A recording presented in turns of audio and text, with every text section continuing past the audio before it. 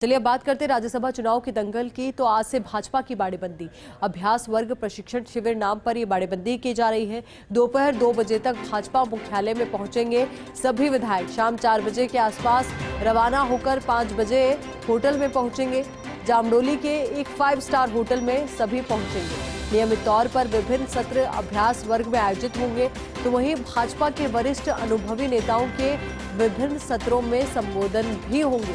अरुण सिंह, वसुंधरा राजे, सतीश पूनिया, गुलाबचंद कटारिया, राजेंद्र राठौड़, चंद्रशेखर समेत अन्य वरिष्ठ नेता संबोधित करेंगे। तो अपने आप में ये संबोधन बेहद महत्वपूर्ण हो जाते हैं, बेहद अहम हो जाते हैं। और देखना ये भी महत्वपूर्ण रहेगा कि कितने विधायक बाड़ेबंदी में पहुंचते हैं, क्या नंबर रहता है बाड़ेबंदी में पहुंचने वाले विधायकों का।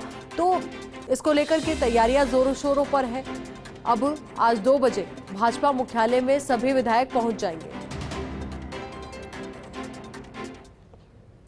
तो वही बीजेपी की बाड़ेबंदी आज से शुरू होगी। नेता प्रतिपक्ष गुलाबचंद कटारिया ने इसको लेकर के प्रक्रिया शुरू कर दी है। तो वही प्रक्रिया की तैयारियों में वो जुटे हुए हैं। तो वही उन्होंने इसको लेकर बयान भी दिया और कहा है कि प्रशिक्षण शिविर वक्त की जरूरत है। विधायक वोट देने की प्रक्रिया को समझेंगे। नरेंद्र तोमर चुनाव की बारीकियां सिखाएंगे। पार्टी की रीति नीति सिद्धांत की सीख देंगे। बीजेपी की बाड़ेबंदी आज से शुरू हो जाएगी। नेता प्रतिपक्ष गुलाबचंद कटारिया प्रक्रिया में जुटे हुए हैं। तो वहीं उन्होंने ये भी कहा है कि प्रशिक्षण शिविर वक्त की जरूरत है। विधायक वोट देने की प्रक्रिया को समझ पाएंगे। तो वहीं नरेंद्र तोमर चुनाव की बारीकियां सभी को सिखाएंगे। पार्टी की रीति नीति सिद्धांत की सीख दी जाएगी। तो सीख देने की कोशिश यहां पर रहेगी। और क्या कुछ कहा उन्होंने, जरा सुनिए।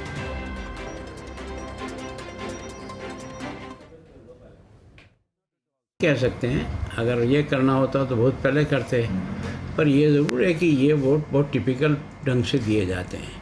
है तो बहुत आसान है, लेकिन छोटी सी गलती भी बहुत भारी हो जाती है।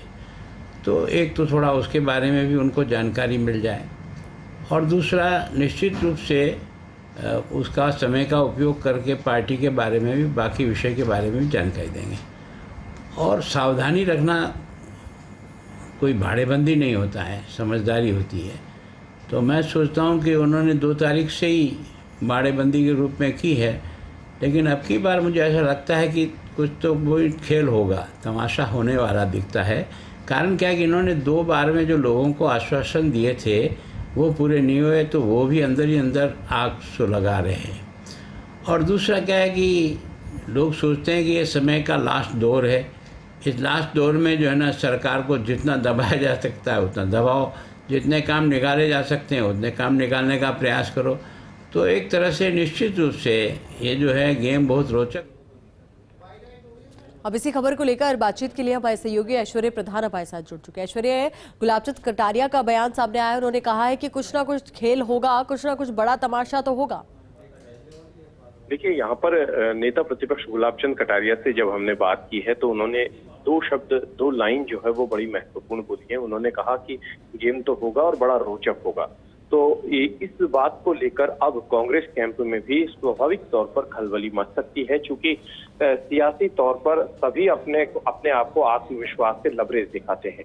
बीजेपी अपने आप का आत्मविश्वास दिखाती है तो कांग्रेस भी अपना आत्मविश्वास दिखाती है। लेकिन जिस तरीके से गुलाबचंद कटारिया सरीखे नेता ने ये बयान दिया है, जो कि नेता प्रतिपक्ष है, उस बयान से साफ झलक रहा है कि कोई ना कोई सेंधमारी जो है उसकी तैयारियां बीजेपी ने अपने लिहाज से कर रखी है। अब उस सेंधमारी कितनी सक्रिय होती है, जिस तरीके से हो सकता है, हालांकि संभावनाओं को खेल है सियासत, हम निश्चित रूप से नहीं कह सकते, लेकिन अनिश्चित रूप से किसी ने कमिटमेंट भी कर दिया हो। निश्चित रूप से कमिटमेंट राजनीति में नहीं चलते हैं। एक दौर ऐसा भी था कि जब 2000 के आसपास राज्यसभा चुनाव थे तो उस वक्त भी इसी तरीके से एक प्रत्याशी थे, उन प्रत्याशी के साथ भी इस तरीके से हुआ था कि उन्हें उम्मीद लग रही थी कि कई वोट आएंगे, लेकिन कुछ वोट दूसरे कैंप में चले गए। बड़ी सेंधमारी हुई थी दोनों कैंपों में उस वक्त कहा जाता है।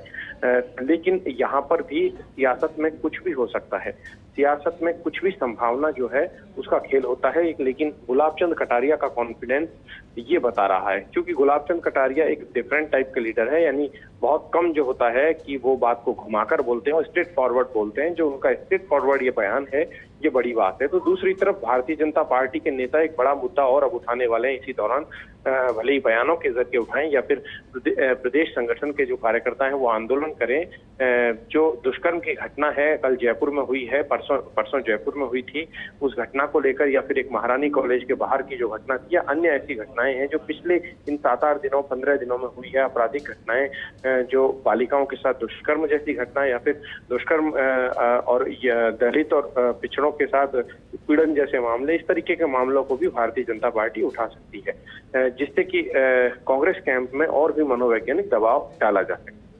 बिल्कुल, तमाम घटनाक्रम बहुत ज्यादा महत्वपूर्ण भी हो जाते हैं ऐश्वर्य। अब देखना यही महत्वपूर्ण रहेगा आगे किस तरीके की तस्वीर निकलकर सामने आती है। बहुत बहुत शुक्रिया आपका हमारे साथ जुड़ने के लिए, पूरी बातचीत के लिए।